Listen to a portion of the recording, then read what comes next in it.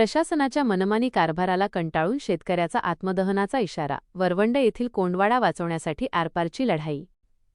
एकीकडे राज्य शासन बळीराजाच्या हितासाठी विविध योजना राबवत असल्याचा दावा करत असताना दुसरीकडे स्थानिक प्रशासनाच्या आडमुठ्या धोरणामुळे शेतकऱ्याला मरणयातना सोसाव्या लागत आहेत. बुलढाणा तालुक्यातील वरवंड येथे शेतकऱ्यांच्या हक्काचा कोंडवाडा पाडून त्या ठिकाणी तलाठी कार्यालय बांधण्याचा घाट ग्रामपंचायतीने घातला आहे. या अन्यायाविरुद्ध दाद मागूनही अधिकारी दखल घेत नसल्याने त्रस्त शेतकरी प्रकाश जेवघाले यांनी आगामी 1 मे महाराष्ट्र दिन रोजी आत्मदहनाचा इशारा दिला आहे.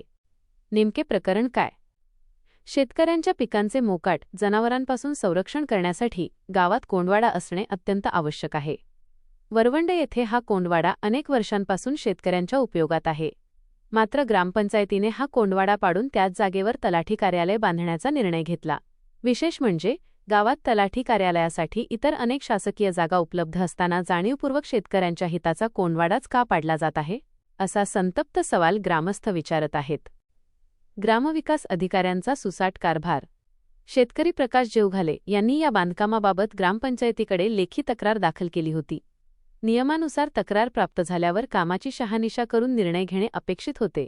मात्र वरवंड ग्रामपंचायतीचे ग्रामविकास अधिकारी सुनील हिवाळे यांनी तक्रारीची दखल न घेता उलट हे बांधकाम 1 महिन्याच्या आत पूर्ण व्हावे यासाठी आपला मनमानी कारभार सुरूच ठेवला. अधिकाऱ्यांच्या या भूमिकेमुळे प्रशासनावर संशय व्यक्त केला जात आहे. निवेदने देऊनही आणि सूचना करूनही गट विकास अधिकारी, BDO व संबंधित कर्मचाऱ्यांनी कोणतीही ठोस कारवाई केली नाही. शेवटी पिकांचे आणि स्वतःच्या हक्काचे संरक्षण करण्यासाठी प्रकाश जेवघाले यांनी थेट बुलढाणा पंचायत समितीच्या गट विकास अधिकाऱ्यांकडे धाव घेऊन 1 मे रोजी आत्मदहनाचा इशारा दिला आहे.